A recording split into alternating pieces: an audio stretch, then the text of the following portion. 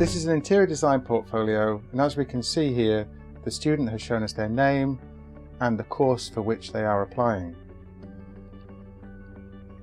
It's important to include a contents page. This student has broken up their contents page into 3 sections: professional work, academic projects, and artwork. This double-page spread shows us the renovation of a hotel, and in particular a guest room. The student has included the location of the design, their personal contribution towards the design, which is important if you've worked in a team or on the project with a company. They've also told us something about the inspiration, including a materials swatchboard, images of lighting and furniture that they might want to use within the interior, along with floor plans, sections and elevations. Over here we can see 3 renders to a high quality that show the intention for the final design.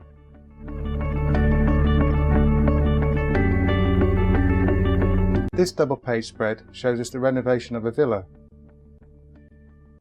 The plan is very intricate, shows us interior and exterior. There is a description again of the student's personal contribution, the location of the project, along with some important background information. Over here we can see the proposed architectural concept for the restaurant within the complex, furniture and materials that they would like to use, sectional details that tell us that they know how to construct, and also perspectives that show the final design.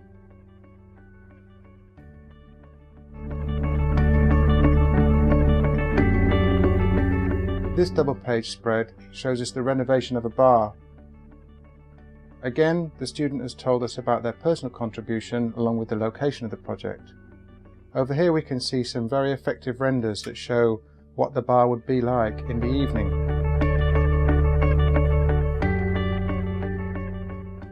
This double-page spread shows us a design for a public garden.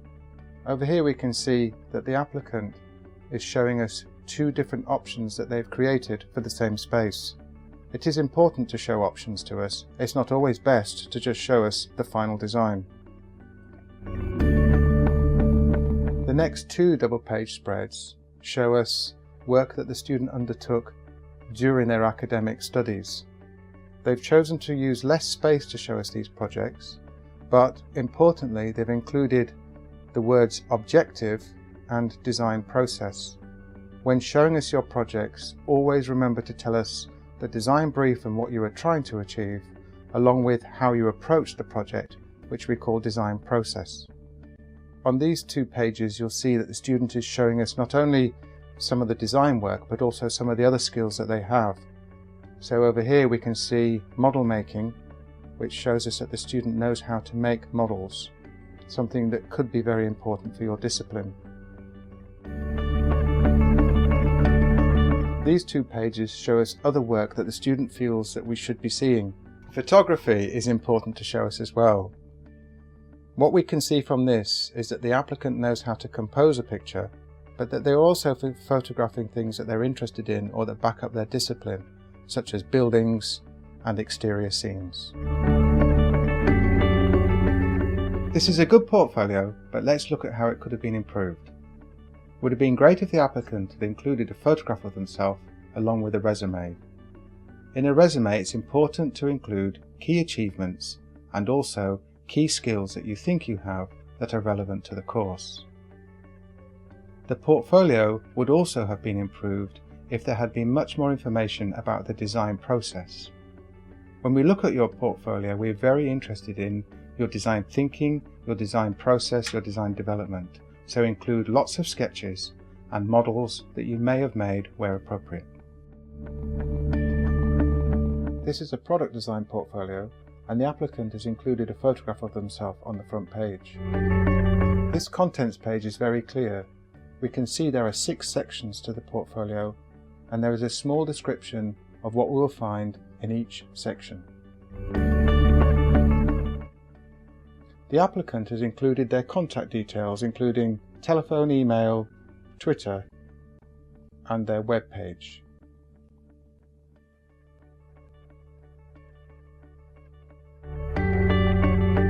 This page shows us the design and development of one single product. It's a very good approach that shows here sketches, here cardboard models, and also some model making in the workshops. The applicant has remembered to include the brief here and then information that tells us about the project. This page shows us a model in use along with a drawing that includes the separate components of the design. The next two pages explain a project that's about designing lighting. The applicant has given the project a name and has also included the project brief. The page is very lively with coloured sketches that show different configurations, and then when we move to the next page we can see model making and a CAD render that has been included within an in situ shot.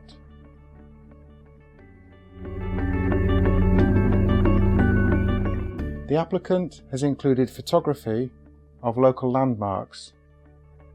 This is interesting for us to see because it shows that the applicant can compose images as well as has a good eye for detail. The final page of the portfolio includes a resume, which shows languages spoken, experience, skills and interests.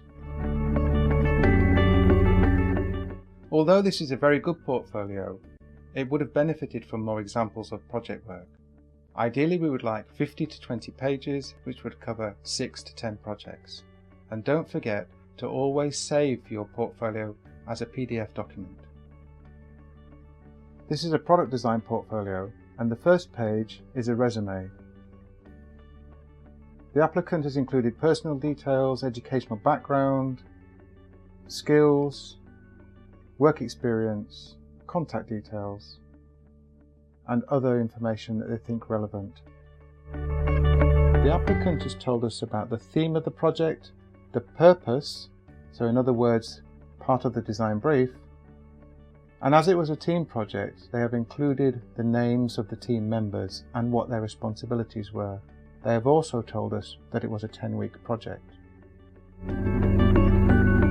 Here we can see some CAD renders along with some information about the project and the team members.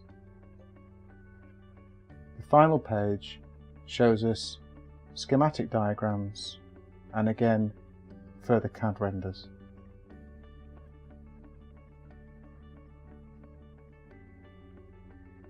The next two pages show a project for seating design. The applicant has clearly identified a problem and then through sketches, CAD renders, model making, they explain their design process. These pictures here show the student demonstrating their product to their tutors. The next two pages show skills in drawing and rendering. The next 4 pages show one project, which is obviously a major project for the student. They have branded the project, told us something about the theme and the purpose for the project, and again the duration. This page is very good and it shows us background research. We're very interested in background research on projects.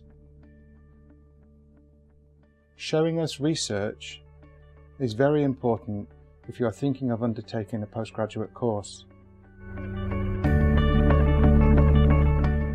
This page includes renders, model making, and the final design. This page is a working drawing which shows us how the product folds and how the product is operated. The next 2 pages show a project for portable bicycle parking. It's very good to see photographs of what already exists in terms of bicycle parking, different types of bicycles, and along the bottom some inspirational images. The second page shows a concept drawing for the student's design. The next 2 pages show us a project for a two-wheeled vehicle. The applicant has told us something about the purpose and the description of the design. They include concept sketches and drawings, along with final CAD render, which has been placed in a public square. This is a very good portfolio that includes much of what we're looking for. The applicant has included a contents page, a resume, 15 to 20 pages, 6 to 10 projects. The portfolio includes sketches, models and CAD renders, design development, final designs, pictures of the applicant, all saved as a single PDF document.